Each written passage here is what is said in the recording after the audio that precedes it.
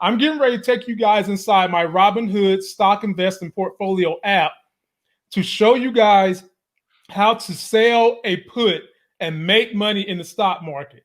As I was telling Larry just the other day, one of my savings account has about 20 grand in it. And you know what they paid me for having that in there for a month? They paid $6. I showed Larry how to do sell a put that he won, and he made what, $50 on that in a week. Something like that. We need to do another one. We need to get together this weekend and do another one. So we about to do one right now. Let me pull up my Robinhood account and show you guys how to walk through this, because you know this channel is all about helping you make them gains. Now, Larry, let me know if you can see it. Can you see my screen? I can, yeah. Okay, so we're inside my Robinhood account. And if you don't have a Robinhood account, go into the link in the video description, get my Robinhood account. You'll get a free stock. I get a free stock.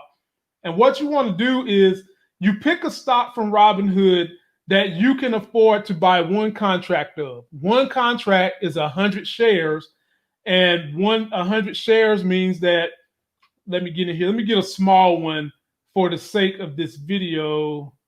And I don't think I'm going to be able to pick any on my list. Okay, here we go. Arrow. All right.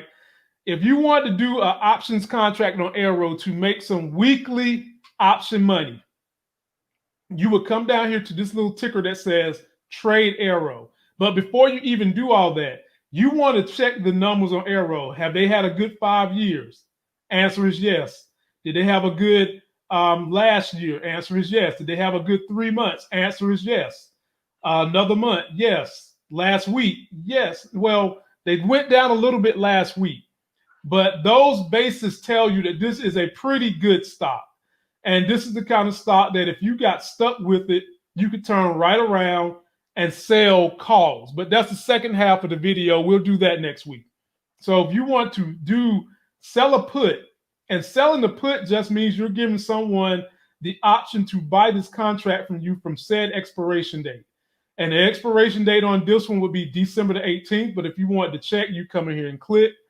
I recommend you only use stocks that give you a weekly expiration date, unless it's a stock you really, really love and adore. All right. So what you would do from here, you would click sell, you would click put. You're going to come down here, and the share price of this stock is $6.70.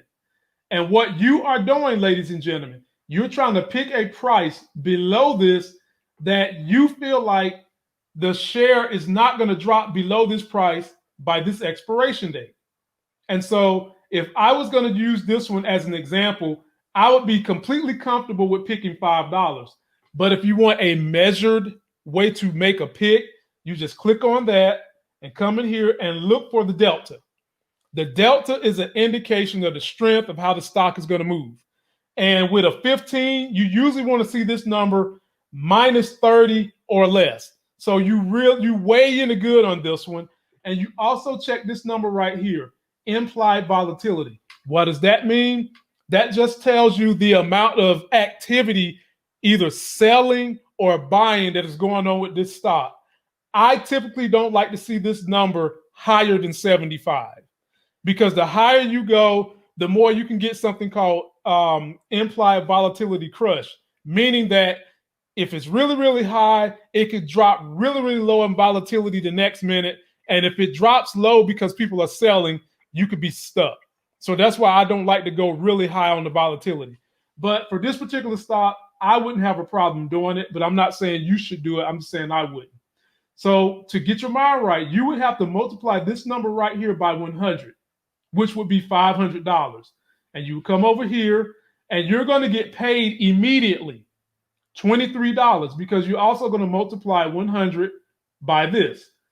And you would just simply click on the button. You see it's going to sell a put that expires on December the 18th. You're going to get a credit of $20 immediately. And you're going to come in here and you're going to put in one contract. And you can put a limit price in here. The higher you go on your limit price, the less likely they are to execute this particular trade. So me, typically, I'll do is saying between 20 and 25. I would do 23 because that's what it's saying anyway. You could do 23 and be fine. So I do 0.23, review your order, and you would need a minimum of $500. That's your 5 times 100 in order to do this, because if on the expiration date, which is December the 18th at 4 p.m., if the share price drops below $5, they're going to force you to buy 100 shares of this stock, which will be $500. Now, ladies and gentlemen, people will say to you, this is risky, you could lose your money. I'm telling you, as long as you pick a quality stock, time is what you're going to lose. Because yes, the stock might drop below this price, but if it's a quality stock such as a Tesla, such as an Apple, such as a Microsoft, in time, the stock is going to go back up. And what you would turn around and do at that point in time is sell calls. But in the meantime, they are going to go ahead and pay you whatever this price is. So you've got that money in your bank account automatically. And then if this price does not drop below this strike price on that date, you get the money back in your bank account that midnight. And Larry has gone through the process. So Larry, what questions do you currently have now about the process? My questions aren't really so much on the put side so much. I mean, I feel like I just need to go through it a couple more times with a couple more stocks just so I feel comfortable. I like to do things, it's like anything. You do things a few times, you get some repetitions under your belt, and you feel comfortable doing it yourself, And so Larry, let me show them the crazy money that can be made on bigger stocks. So let's just take a look at Tesla, for example. So next Friday is December the 11th. If you were to sell a put on Tesla, if you had the kind of money in your bank account to buy 100 shares at this price, they're going to pay you $2,000 up front. And with the way Tesla has been moving up, this is definitely one you want to mess around with right now. That implied volatility is very low for Tesla. I mean, I wouldn't do a delta at 45 per se, unless I'm trying to get the stock at a discount. So for me, I would be all over this one.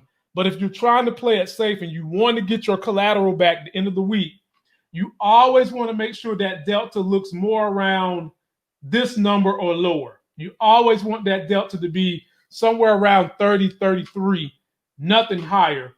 And the implied volatility is still good here too. And you're still making money. You're still for a week going to get paid $1,600. So ladies and gentlemen, instead of letting money just sit idle in the bank account, do what I've been doing for the last year. Sell some puts and sell some calls.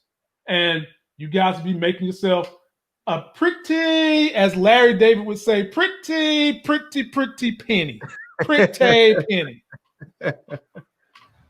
And on the stock thing, since we're talking about it, I know you and I talked about it, in the past, but on Wednesday, I believe it's next Wednesday, DoorDash is supposed to have their IPO on Wednesday, and on Thursday, Airbnb is going to have theirs. Okay, now, ladies and gentlemen, I'm probably going to be in on the Airbnb. Now, this is what I have learned. There are some stocks where it might be prudent for you to just give it a couple of days to see where the volatility leads you. I'm not sure if Airbnb is doing that private investor discount shit that y'all know I hate. But if they are doing that, I would certainly wait at least 2 days before you jump in. Now, if they're going straight to IPO and the price they list is the price the retailers get, then I would buy some immediately. So I'm going to have to look that up and get back to you guys by Thursday, because I want you guys to keep making them damn gains in this money. And Larry, somebody asked me, could I do an explanation of what it means to buy a call and buy a put? And I can do that sometime next week too, because I've been messing around with that and had pretty good success with that as well. But my main go-to is selling puts, using the wheel strategy. And if for whatever the reason my stock drops below my strike price, all I then in turn do, as long as it didn't drop too low, is just start selling calls and keep the wheel going. And it's been working out.